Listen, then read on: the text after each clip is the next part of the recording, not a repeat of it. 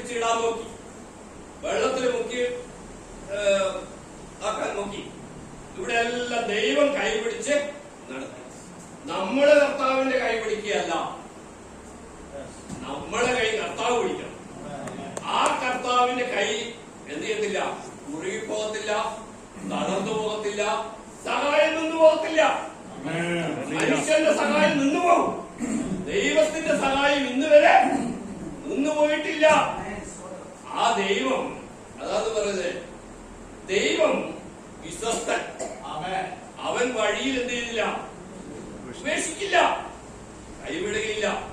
ഈ വചനത്തിന് ഒരു മാറ്റമില്ല. നമ്മുടെ സ്വാതന്ത്ര്യം, ഞാൻ ഈ വിശ്വാസത്തിൽ വന്ന കാലത്തും എന്റെ വിവാഹ ഫോട്ടോ നിങ്ങൾ കണ്ടു കഴിഞ്ഞാൽ ഞാൻ അന്നത്തതും വേണ്ടത്തെ ആദ്യത്തെ സിനിമ ബാലൻ എന്ന് പറഞ്ഞൊരു സിനിമയാണ് അല്ലേ? ജനിച്ച് ബാലൻ പറഞ്ഞൊരു സിനിമ, ആദ്യത്തെ സിനിമ.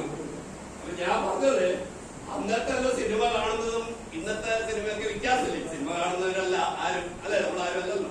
ഓക്കെ, നമ്മളാരും അല്ലല്ലോ, അല്ലാന്ന് പറയുകയില്ല, അല്ലല്ലോ എന്നേ പറയും, വ്യത്യാസമുണ്ട്. അപ്പൊ തീർച്ചയായിട്ടും ദൈവം ഇന്ന് വരെ വേറെ ഒരു കാര്യം കൂടി പറഞ്ഞ് ഞാൻ ഇന്ന് വേണം. ഈ 2000 സുവിശേഷം കേട്ടു. ഞാൻ സഭയിൽ പോയി. സഭയിൽ പോയപ്പോ അവിടുത്തെ ദൈവദാസൻ പറഞ്ഞു, യെശയ്യാവ് 42:6. അന്ന് എനിക്ക് ബൈബിളും ഒന്നും ഇല്ലല്ലോ. ബൈബിള് വീട്ടിൽ കൊണ്ടുപോകാൻ വയ്യ, എതിരെ കൊണ്ടുപോകാൻ വയ്യ, ഒന്നും പറ്റും. പക്ഷെ ഇന്ന് എവിടെയും ഇത് കൊണ്ടുപോകാൻ ദൈവം ചെയ്തു, എന്നെ ബലപ്പെടുത്തി.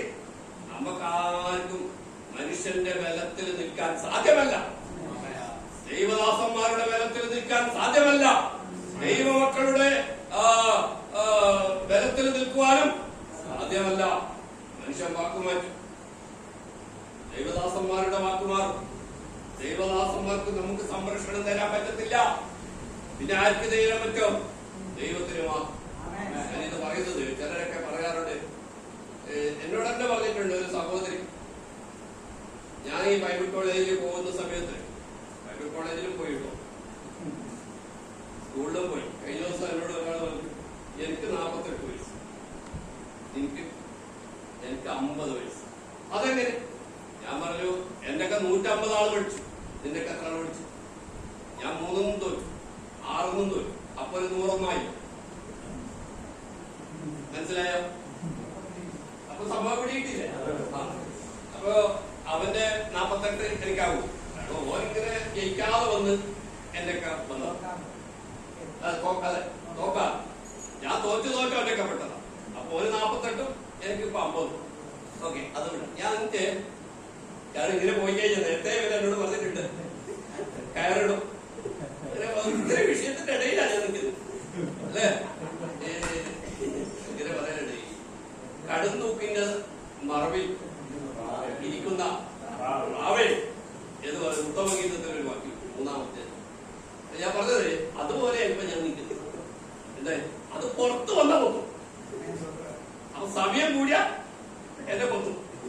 ഞാൻ പറഞ്ഞത്, അന്നത്തെ ദേവദാസൻ ഇങ്ങനെ പറഞ്ഞു, ഉരുട്ടുകണ്ണുകളെ തുറക്കാൻ അന്ധകാലത്ത് ഞാൻ നിന്നെ വിളിച്ച് വേർതിരിക്കും. എന്നിട്ട് പറയുന്നു, ജാതികൾക്ക് പ്രകാശം. അങ്ങനെ ആ വാക്യം അവിടെ പറഞ്ഞു. ഞാൻ പറഞ്ഞത്, അന്ന് ദൈവം അങ്ങനെ വിളിച്ചു, ആ ദൈവദാസനെ അങ്ങനെ പറഞ്ഞു. നമുക്ക് ഇതിനെ കുറിച്ച് ഒന്നും അറിയത്തില്ല. അന്ധകാലത്തിൽ ചോദിച്ചാൽ ഇന്നും ആ ദേശം അന്ധകാലത്തിൽ. അങ്ങനെ ഒരു കാര്യം ചുരുക്കത്തിൽ വേഗത്തിൽ പറഞ്ഞിരുന്നോളാ, ഒട്ടും മുന്നോട്ട് പോകത്തില്ല. നിങ്ങൾ എനിക്ക് വേണ്ടി പ്രാർത്ഥിക്കും. ഞാൻ പറഞ്ഞത്, അന്ന് എന്റെ കല്യാണം മുടക്കി. ഞാൻ ഈ പ്രാർത്ഥനയ്ക്ക് പോകുന്നത് രഹസ്യമായിട്ട് പോവുക, കുറച്ച് ഇങ്ങനെ പോകാൻ തുടങ്ങിയതേ, സാരപ്പെട്ടില്ല, ഒന്നും ആയിട്ടില്ല, ഇങ്ങനെ പോയതേ. അങ്ങനെ ഒരു കല്യാണം എന്റെ കഴിഞ്ഞിട്ട് എന്റെ കല്യാണം ഇങ്ങനെ തീരുമാനിച്ചു. അവന്റെ കല്യാണം 2000 നടന്നു, എന്റെ 2007 നടന്നു. എനിക്ക് പെണ്ണ് മുടക്കി, ഇങ്ങനെ പെണ്ണ് തരത്തില്ല. പിന്നെ ഞാനൊരു ആണിനെ കെട്ടി 2 പിള്ളേരുണ്ട്, അതിപ്പോ വീട്ടിലുണ്ട്, വന്നില്ല. ഞാൻ പറഞ്ഞത്, പെണ്ണ് മുടക്കി നാട്ടുകാരല്ല. അപ്പോൾ അന്ന് ഒരുത്തൻ എന്നോട് പറഞ്ഞ്, എന്റെ അമ്മാവന്റെ മോൻ എന്റെ വണ്ടിയിൽ വെച്ച് ഇരുന്നു കൊണ്ട് അവൻ പറയാ, നീ ഇതെല്ലാം മറികടന്ന് എന്നെ ഒത്തിരി ദ്രോഹിച്ചു, പ്രശ്നമുണ്ടാക്കി, എല്ലാം ആയിട്ട് ഞാൻ ഏടുന്ന് ബസ് തീർന്നു, അവിടെ നിൽക്കും, പിന്നെ കിഴക്കോട്ട് പോകാൻ സമ്മതിക്കത്തില്ല. പിന്നെ ഞാൻ പടിഞ്ഞാറോട്ട് 3 കിലോമീറ്റർ പോയി അവിടെ ഇറങ്ങി അവിടുന്ന് പിന്നെ കൂട്ടായ്മ പോകുന്നു. അങ്ങനെയൊക്കെ വിഷയം ഉണ്ടാക്കുന്ന സമയത്ത് ഒരു 3 പേർ എന്റെ കൂട്ടുകാരൻ 8 മണി മുതൽ രാവിലെ 4 മണി വരെ നീ പെന്തക്കോസ്തിന് പോയാൽ നിനക്കുണ്ടാകുന്ന ദോഷങ്ങൾ ഇങ്ങനെ പറഞ്ഞു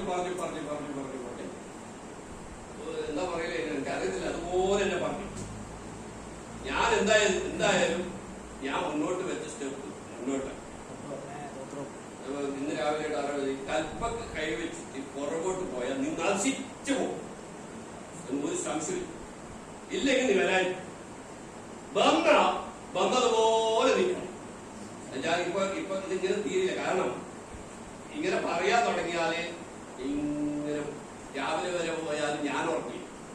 പക്ഷെ നിങ്ങൾ ഇവിടെ ഉണ്ടാകും, അതെനിക്കറിയാം. അപ്പോ അത് ഞാൻ ഇത്ര പറഞ്ഞത് അവനിങ്ങനെ എന്നോട് പറഞ്ഞു, നീ പെന്തക്കോസ്തിന് പോയാൽ എനിക്കുണ്ടാകുന്ന ഒരുപാട് നഷ്ടങ്ങൾ. കഴിഞ്ഞ ഒരു 10-15 ദിവസം മുമ്പേ അവര് കൂടിയുള്ള ആസ്തിയുണ്ട്, 3 മക്കളുണ്ട്. ഒരു ദിവസം ഒരു 12 മണിയാകുമ്പോൾ അവൻ ആത്മഹത്യ ചെയ്യും. എന്റെ അമ്മാന്റെ മോൻ, അമ്മേരെ ആങ്ങളേലെ മോൻ.